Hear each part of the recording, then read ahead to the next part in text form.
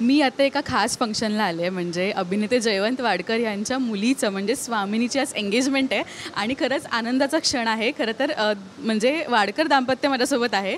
विद्या ma'am पहिल्यांदा मी त्यांच्याशी गप्पा मारणार आहे, पण खूप स्वागत तुमचं राजश्री मराठीमध्ये. जयवंत दादा, आपण इतके इंटरव्ह्यूज केले आहेत, पण आजचा इंटरव्ह्यू खूप स्पेशल आहे. स्वामिनीचा साखरपुडा जेव्हा मला इन्व्हाइट आलं तेव्हाच आम्ही उडालो होतो की वाव किती छान गोष्ट घडते. काय फिलिंग आहे आता मना? खूप छान फिलिंग आहे. एकतर मुलगी आपल्याकडून जाते तो आहेच, पण आम्ही लग्न अजून 1-1.5 वर्षानंतर ते करणार आहेत दोघं. पण आम्ही म्हटलं एंगेजमेंट करूया आणि अचानक सगळं ठरलं आणि विद्या आणि स्वामिनींनी जास्त इंटरेस्ट घेऊन पुढाकार घेऊन ते सगळ्या गोष्टी केल्या. मुलगा छान आहे, एक तर रस्क मीडियामध्ये आहे कामाला, आपल्याच फील्डमधला आहे, प्रोड्युसर आहे, प्रोडक्शन इन्चार्ज आहे आणि स्वामिनी पण तिकडे होती. इवन तो म्हणजे शार्दूल काय, स्वानंदी बेर्डे काय, ही सगळी म्हणजे शुभंकर असेल किंवा गौरव असेल, सगळे येणार आहेत. हे सगळी लोक हे एकत्र धमाल करायचे दरवेळेस. 2-2, 3-3 वर्षे मित्र आहेत सगळे आणि त्यातून ही गोष्ट घडली आणि आम्ही होकार दिला. त्यामुळे आता काय वी आर हॅपी. म्हणजे मुलगी आपल्यासाठी लहानच असते, किती मोठी झाली तरी लग्नानंतरही. पण आता आईच्या मनात काय भावना आहेत? आईची सरत धावपळ सुरू आहे, रेडी आहे का मुलगी हे बघणं सुरू आहे, पाहुण्यांना अटेंड करताय, कसं सगळं मॅनेज होतं आहे? खरं तर हे फिलिंग इतकं म्हणजे काय खूप सेन्सिटिव्ह पण झालेली आहे आणि खूप आनंदही झाला आहे की माझे सगळे जवळचे लोक स्वामिनीच्या या कार्यक्रमाला आवर्जून आलेले आहेत आणि खूप असं भरून येतं आहे. म्हणते आहे स्वामिनी की 1 वर्षांनी मी लग्न करणार आहे, पण मला तर असं वाटतं की स्वामिनी आत्ताच संध्याकाळी घरी निघाली आहे तिच्या. आणि आनंदाची गोष्ट अशी आहे की खूप चांगले लोक मिळालेत स्वामिनीला. एका मुलीला खूप केअरिंग नेचरचा आणि प्रेम करणारा आणि तिला रिस्पेक्ट देणारा नवरा हवा असतो आणि त्या सगळ्या गोष्टी मी माझ्या होणाऱ्या जावयात म्हणजे वरुणमध्ये बघितलेल्या आहेत. वरुण मल्याळम आहे, नॉन महाराष्ट्रीयन आहे, पण तो स्वामी भक्त आहे. कदाचित माझ्या स्वामिनीला स्वामींनीच वरुणशी जोडून दिलेलं आहे आणि त्यामुळे जेव्हा स्वामिनींनी मला वरुणला भेटवलं आणि त्याच्याबद्दल सांगितलं त्यावेळेला फार आनंद झाला. असं वाटलं की स्वामिनीसाठी एक अनुरूप वर आमच्या नशिबात दिलेला आहे आणि खूप आनंदी आहे मी, खूप आनंदी. खूप छान घरात आणि खूप छान मुलाबरोबर स्वामिनी तिचं आयुष्य घालवणार आहे. हा आनंद खूप वेगळा आहे. गोष्ट ना, तो स्वामी भक्त आहे म्हणजे मला है ना, म्हणजे माहिती नव्हतं, पण ही इज डाय हार्ट. म्हणजे मला असं वाटतं महिन्यातून एकदा तरी ते लोक जातात, म्हणजे त्याचे मित्र वगैरे सगळे, किंवा तो तर जातो. आणि स्वामींच्या मठामध्ये अगदी म्हणजे परवाच माझ्याकडे पादुका आल्या होत्या स्वामींच्या, तेव्हा पण तो अगदी एवढा म्हणजे मला माहितीच नाही, म्हणजे एवढं म्हणजे प्रेम असू शकतं स्वामींबद्दलचं. म्हटलं वा, छान गोष्ट आहे. त्यामुळे आणि मुलगा पुन्हा आपली जी आपण हे शॉर्ट फिल्म केली होती त्याचा प्रोड्युसर पण तोच होता, म्हणजे प्लॅनेट एमसाठी केली होती.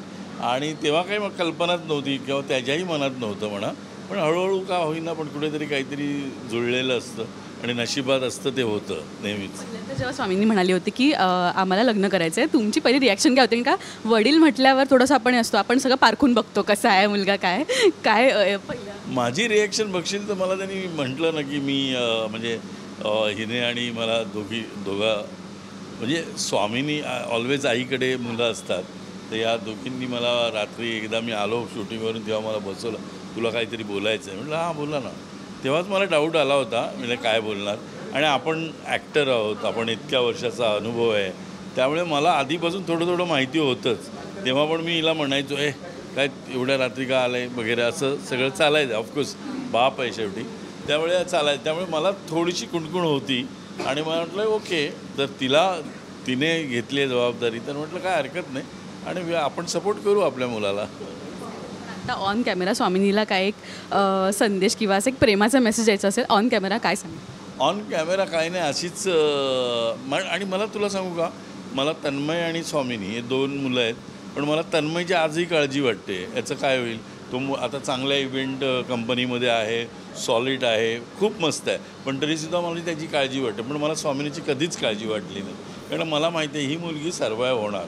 आणि मी तुला सांगतो ना, तिला इतके लोक म्हणजे अंकिता बजाज असेल कास्टिंगवाले, ती तर मला फोन करा, अरे उसको बोलो बोर्ड पे रहने को, उसको जाने को मत बोलो. तर मला माहिती आहे तिच्याबद्दल खूप कॉन्फिडन्स आहे आणि मला असं वाटलं, मी हिला म्हटलं होतं शी मस्ट बी, ते ॲक्टिंगमध्ये नाही झालं तरी ती म्हटलं कुठच्या तरी चॅनलची हेड वगैरे तुला दिसेल आणि तिच्याकडेच तिची वाटचाल चालू आहे. आता रक्स मीडियामध्ये ती टॅलेंट डिरेक्टर आहे आणि आता सगळे हिपहॉप असेल सगळे किंवा बॅटल ग्राउंड असेल हे सगळे शोज ती हँडल करते. आणि बॅटल ग्राउंडमध्ये ज्यांनी अख्ख्या रस मीडियानी नकार दिला होता मुलीला, जी रेसलर आहे दिल्लीची, नकार दिला होता. ही म्हणाली नाही नाही तिला घ्या बोर्डवर, तिला घ्या, आणि त्या मुलीनीच ती फायनल मारली. बरं, आई आज काय ऑन कॅमेरा मुलीला एक मेसेज द्यायचं झालं तर काय असेल?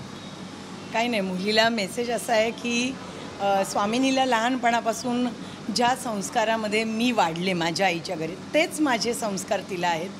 घरामध्ये खूप आध्यात्मिक वातावरण आहे, कारण आम्ही दोघंही स्वामींचे भक्त आहोत, गणपती बाप्पाचे भक्त आहोत. आणि आनंद याचा आहे की आमचे संस्कार घेऊन स्वामिनी पुढे जाते, कारण स्वामिनीलाही स्वामींचं भयंकर वेड आहे. म्हणजे कधी कधी मला फोनवर बोलते ती की ऑफिस सुटलेलं आहे, मठात जायचं आहे पार्ल्याच्या, तयार होतेस का, पटकन जाऊया. तर मी तिला म्हणते नाही गं मी खूप थकली आहे, पण ती किती थकलेली असली ना तरी ती मठात जाऊन येते. म्हणजे हे जे आपण केलेले आध्यात्मिक संस्कार आहेत तर ते तिने पुढे न्यावेत. आणि आनंदाची गोष्ट की ती ज्या घरात जाणार आहे त्याही घरामध्ये स्वामींचाच भक्त आहे. त्यामुळे मला खात्री आहे की त्या दोघांचं सहजीवन हे स्वामींच्या आशीर्वादानेच सुरू होणार आहे. कोइन्सिडन्स आहे हा. आणि तुमचे प्रमोशन झाले सासू सासऱ्यांवर आता अजून एकदा. सो थँक्यू सो मच आणि खूप शुभेच्छा तुम्हाला. थँक्यू.